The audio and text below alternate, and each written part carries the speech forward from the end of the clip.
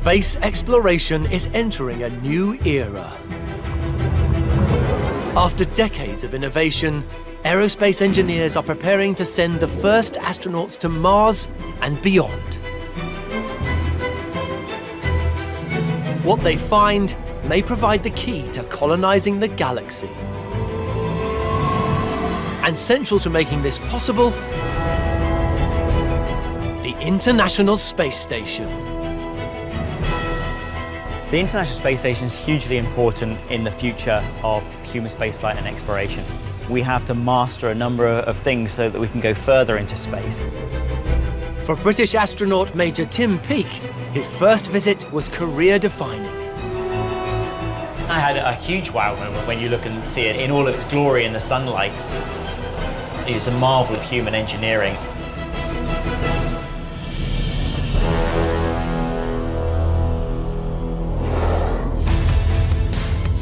Orbiting the planet every 90 minutes, this $100 billion cosmic laboratory is the largest man-made object in space. Measuring over 100 meters end-to-end and weighing more than 400 tons, it has the same habitable space as a Boeing 747. Powered by over 3,000 square meters of solar arrays and producing its own air and water, the ISS can host 6 astronauts in a completely unique working environment.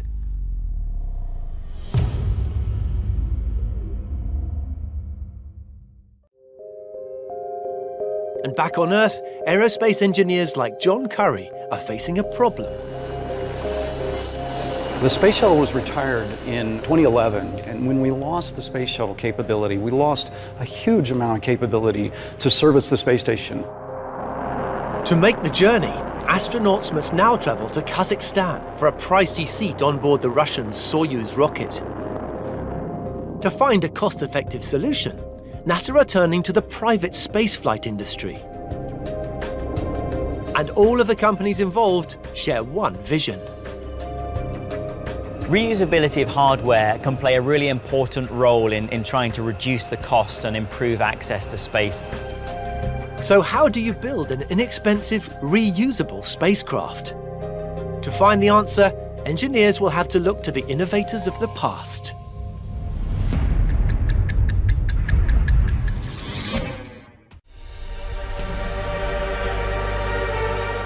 Nicknamed the Flying Bathtub, the M2F1 was a prototype plane built in 1963 to overcome a particular problem.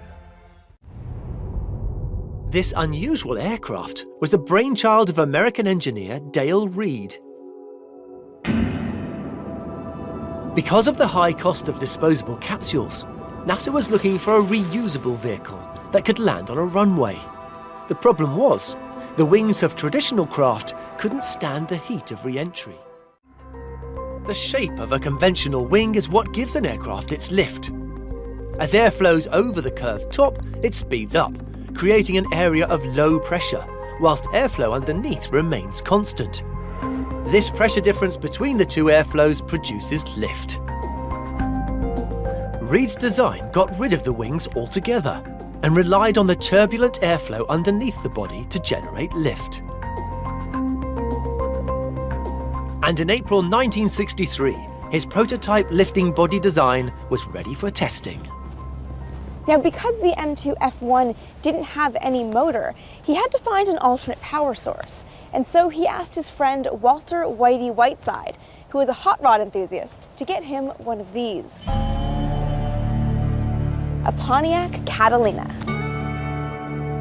The plan was to tow the lifting body behind the car to see if it would actually generate lift. So even though the vehicle itself doesn't have wings, Reed hoped that because the body is shaped like a wing, it would fly under the same principles. But success was far from certain, and that's what we're going to test right now, towing our model behind a car to see if it will really fly. On the morning of the test, the M2F1 was towed across a dry lake bed with pilot Milton Thompson at the controls. All right, we're rolling, and it's rolling, and that's exciting. It looks like it's trying going to nose up ever so slightly. Oh, come on, come on. It looks like it might get off the ground.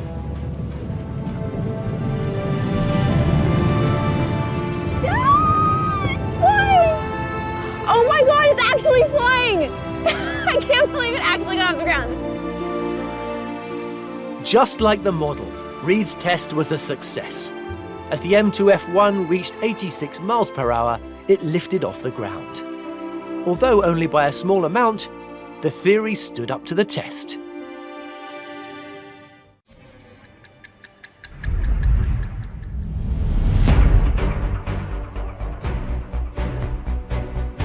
John Curry and his team at the Sierra Nevada Corporation in Colorado are taking Reed's concept to the next level.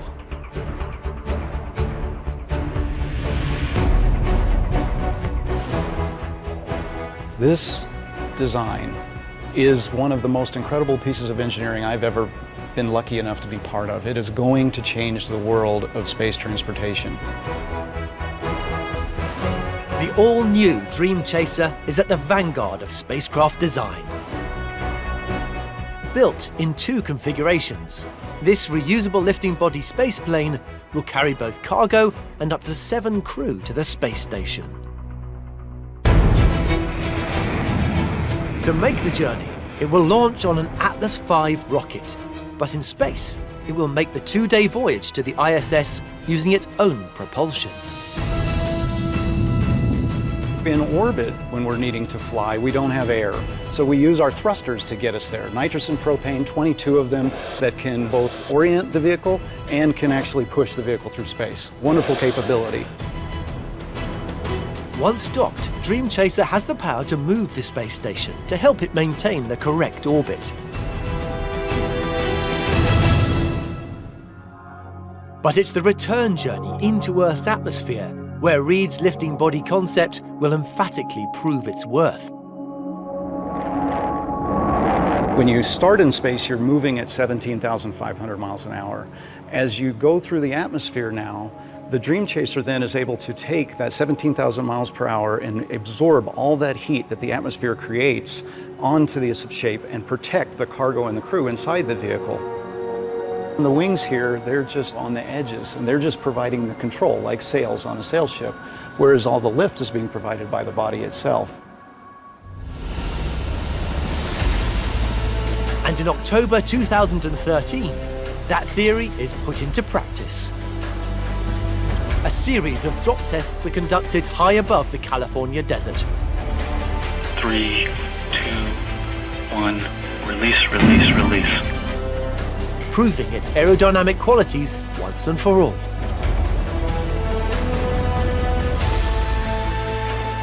When it returns from its first mission in 2020, this new spaceplane will touch down using a unique nose skid landing system. The great thing about the lifting body design is it does so well at the high altitudes and then also does well at the low altitudes, such that we can touch down at about 200 miles an hour and then roll out to a wheel stop on any conventional runway.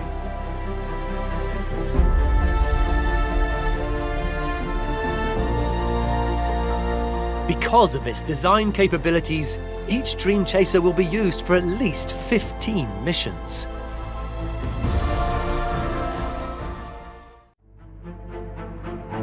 With demand for travel to the station ever increasing, developing a fleet of reusable spacecraft is essential. And aircraft manufacturer Boeing is rising to the challenge. This is going to be incredibly difficult. So not only do we have to design a vehicle that can take the loads experienced on launch, the high temperatures on orbit, the high temperatures in re-entry, and the impacts on landing, we're going to have to refurbish it, turn it around, recertify it, and then fly it all over again. Aerospace engineer Melanie Weber is part of the team designing the company's first reusable space capsule.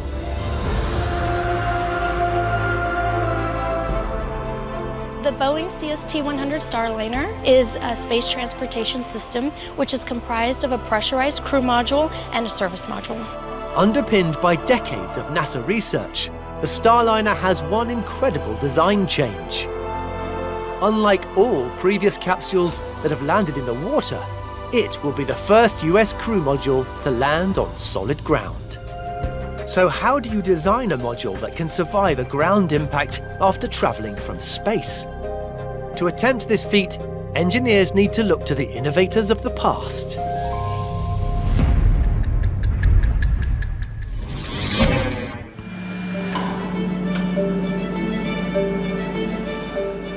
At the Thatcham Vehicle Test Centre in the south of England, physicist Susie Shee is investigating how the need for car safety inspired some smart engineering.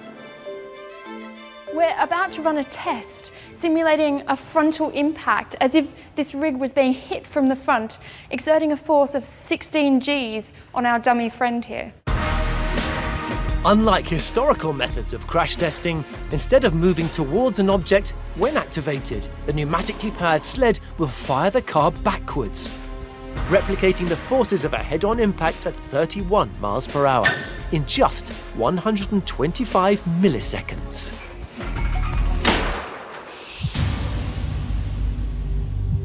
Do you think he knows what's coming? 3, 2, 1.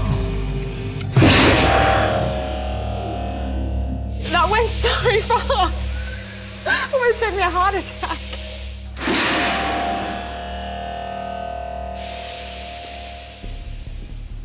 Playing the footage back in slow motion reveals the true force of the collision. So I can see him sliding forwards really violently towards the dash. It's quite disturbing. Oh, his head's come all the way down, craning his neck. Okay, that looks painful. It looks like it could potentially break his neck. Early attempts to solve this possibly fatal problem produced a dashboard airbag, but it had little success, rapid inflation being the main hurdle. But in 1968, explosives expert Alan Breed found a solution. Breed realised that an explosion could create a lot of gas really quickly. So what he used was a trigger sensor and a compound called sodium azide, which releases a lot of nitrogen really quickly when it's heated. And that was all packed in to a section in the centre of the steering wheel. But that didn't solve all the problems of the airbag. This is the problem that Breed had to overcome. This roasting bag here represents my airbag. So if I squeeze it, rather than being soft, the air pressure inside means it's actually quite hard. And rather than absorbing the impact of the crash, you would just bounce straight back off it, which would potentially make the injuries much worse. What Alan Breed came up with was a system of vents specially designed to let gas escape after it had been inflated. So if I cut some vent holes in this one,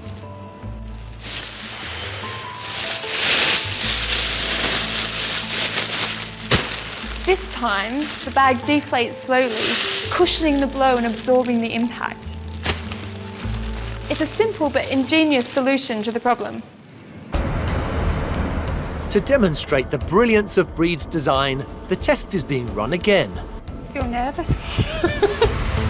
But this time, the car has been fitted with a modern airbag system.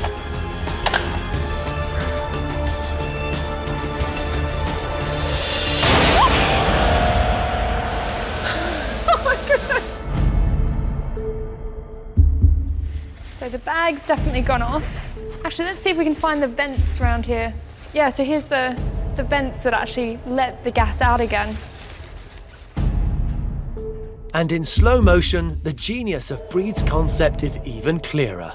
Just there, just before he hit the bag, it was actually already deflating because the vents in the side are designed to release just the right amount of gas and then start deflating so that as he hits it, the deflation is absorbing the impact of the crash. It's estimated this incredible innovation has so far saved the lives of over 40,000 people in the USA alone.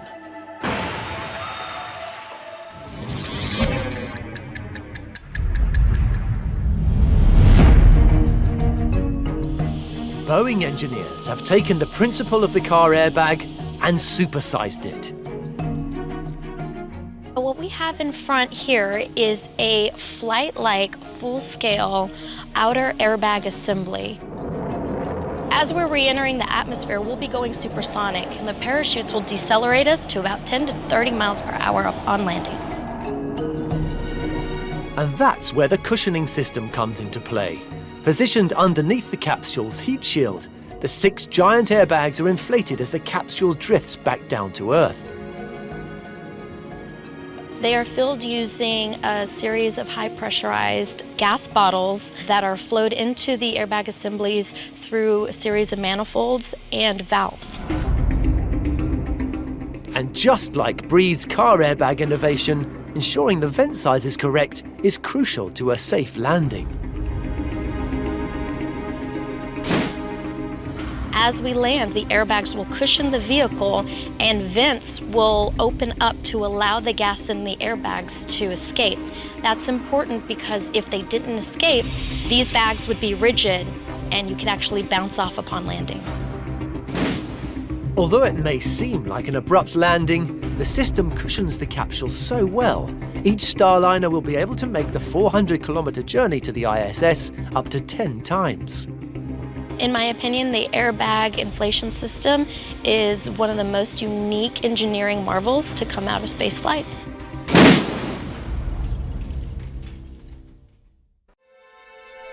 Habitation modules like those on ISS are 8x4-meter high-grade aluminium delivered via the space shuttle.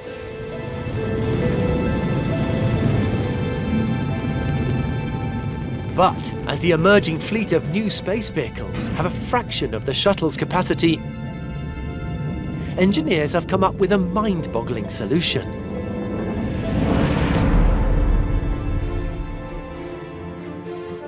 Expandable modules. What you see is a full-scale mock-up of the Bigelow expandable activity module. The main advantage of an expandable module is to provide a permanent habitation system, but could be launched at fraction of its final volume.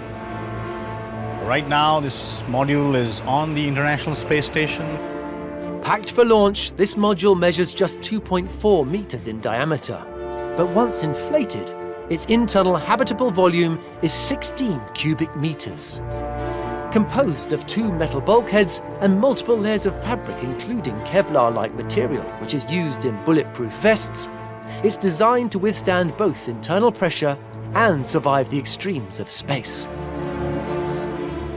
When you put air in there, it'll expand and expand and expand, but it won't burst. That's exactly happens because the Kevlar-like structural restraint is present, because it's taking the loads that resists the action to burst.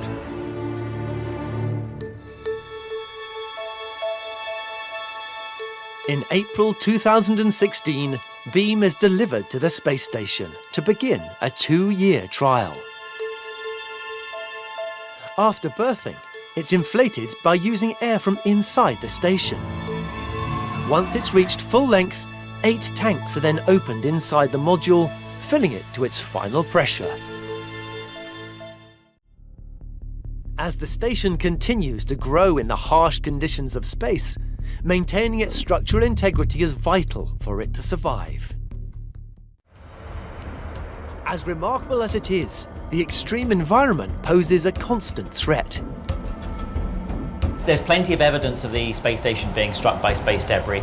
You can see chips in the window, for example, in the cupola window. One of them has a significant chip in it caused by space debris. With the chip made by an object no bigger than a fleck of paint, ISS is vulnerable to damage from the smallest particles. And to carry out repairs, astronauts must perform regular spacewalks. To enter an environment so completely alien to human life requires some extremely complex engineering. Aerospace engineer Rob Boyle is well aware of the challenges. The spacesuit has to allow you to locomote around the spacecraft. It has to provide pressure. It has to keep you thermally comfortable. and it has to allow you to communicate with your other crew members. So every subsystem you think of in a normal spacecraft exists in a spacesuit. One of the most complex problems is how to provide astronauts with enough oxygen over a long period outside the station. So with oxygen in limited supply, how can engineers provide life support for astronauts on a 6 to 8 hour spacewalk? When we breathe, we convert oxygen into carbon dioxide. But not all of the oxygen that we breathe in is converted. In fact, about 75% of that oxygen remains in the air that we exhale. Now, Flus's idea was to recycle our breath, filtering out the carbon dioxide and topping up the oxygen. The basic principle of his design can be seen on this Flus-inspired breathing apparatus, once used by firefighters. When they exhale, the gas would pass through this tube and down into the scrubber bag here, and this is where the carbon dioxide is removed. The gas would then pass up through this valve, where the oxygen levels are topped up using this tank of oxygen that's on my back, and the air then passes into this chamber where it mixes before then passing back up to the mouthpiece to give the makeup air for the diver. And this is called a rebreather, and it allows divers to safely use all of the oxygen in the air rather than just a small proportion of it. Back at NASA, the team have used the engineering behind Flus's invention to create a one-person spacecraft. This is the NASA EMU, or Extravehicular Mobility Unit. It's what astronauts use on the International Space Station when they do a spacewalk. The NASA spacesuit has life support backpack, that's on the back. It has a helmet. The helmet has various visors and various sunscreens to allow use in all environments, dark or bright. The crew member has a display and control module. Here, this is where the crew member interfaces with the spacesuit. Like Flus's rebreather, the primary life support system worn on the back provides breathable air. A centrifugal fan draws exhaled breath into the unit. Carbon dioxide is filtered, humidity is removed, before more oxygen is added and fed back into the helmet. In all, a supplement of only 1.2 pounds of oxygen is needed for an 8-hour spacewalk. Before each spacewalk, astronauts must breathe pure oxygen for several hours, ridding their bodies of nitrogen that alters at low pressure. Once conditioned, they're ready to depressurize and go outside. But leaving the station, as flight operations engineer Aaron Decker knows only too well, is far from straightforward. You can imagine if you just opened up a hatch, all the atmosphere in the space station is going to go out into space. So we need the ability to break off just a small volume so the astronauts can go outside, and we don't waste all of the atmosphere that's in the rest of the space station. So how do you maintain the pressure inside the station, but allow the astronauts to walk outside?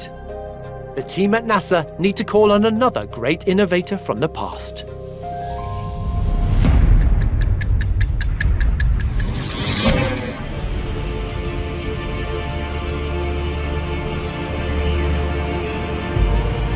This is amazing.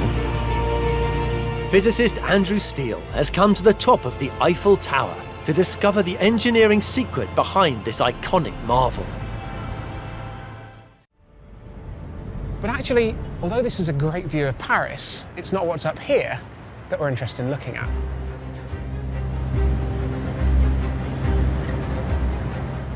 Work on the tower's foundations began on the 28th of January 1887. And for the south and the east towers, the conditions of the ground were perfect. Compact clay and gravel provided solid support, but the ground under the north and west towers nearest the River Seine was far from ideal.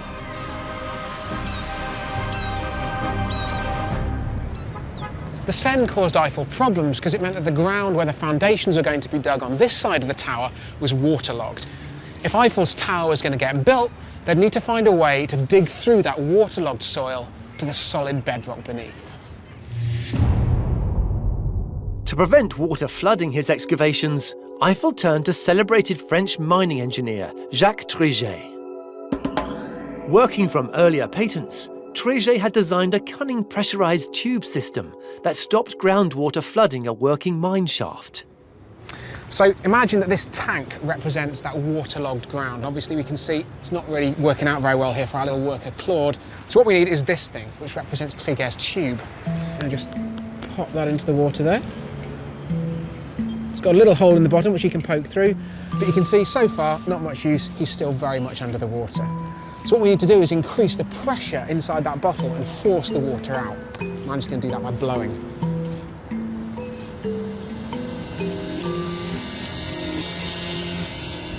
Oh, there we go. And as long as I keep my thumb safely over the end here, then that pressurised air stays in there and forces that water to stay outside the bottle. But we very quickly encounter a problem, because once he's finished with that pickaxe and wants to go home and have his dinner, how is he going to get out of this bottle? Well, let's imagine that he wants to come out of the tube. Then we open it up. Oh no. Poor little guy. The water level just comes back up to where it was, and I think he's drowned. So obviously what we need is some kind of mechanism that can allow him to leave that chamber without changing the pressure. That thing was called a pressure box, and these days we'd call it an airlock. To leave the working chamber, the central chamber was pressurised to the same atmosphere. Workers then entered the central chamber, which was gradually depressurised to normal atmosphere. They could then open a second door leading outside. To enter, the process was simply reversed. Triguer's revolutionary metal boxes or pneumatic caissons worked at the Eiffel Tower with great success. At the Johnson Space Center in Houston, NASA engineers have given Triguer's airlocks a 21st century makeover. This is the joint airlock module on the International Space Station. This module gives us the ability to go out and do a spacewalk. Measuring over 5 meters long and 4 meters wide, the airlock is the astronaut's doorway into the vacuum of space. So in here we're looking at the equipment lock. So this is the volume where the astronauts will suit up, and then when they're finished getting ready, they'll go into this volume here, which is the crew lock. And then we close this hatch, and that allows us to depressurize the crew lock portion to vacuum. When the astronauts step outside and perform a spacewalk for the first time, it's an outstanding feeling, because we've spent months, sometimes years, training these crew members, and we've seen them from beginners work all the way up to becoming experts, and it's just a great feeling. It's a feeling Tim Peake is familiar with. For a rookie spacewalker, it's probably the moment of most apprehension, when you know that you're losing all the air from the space around you. And for me, when Tim Copra then opened the hatch and the sunlight kind of flooded in, that was the best moment, because I was so ready to go outside and get to work and start this spacewalk. It was wonderful. Just watch the other lines as you come out. Yeah. And once outside, it was worth the wait.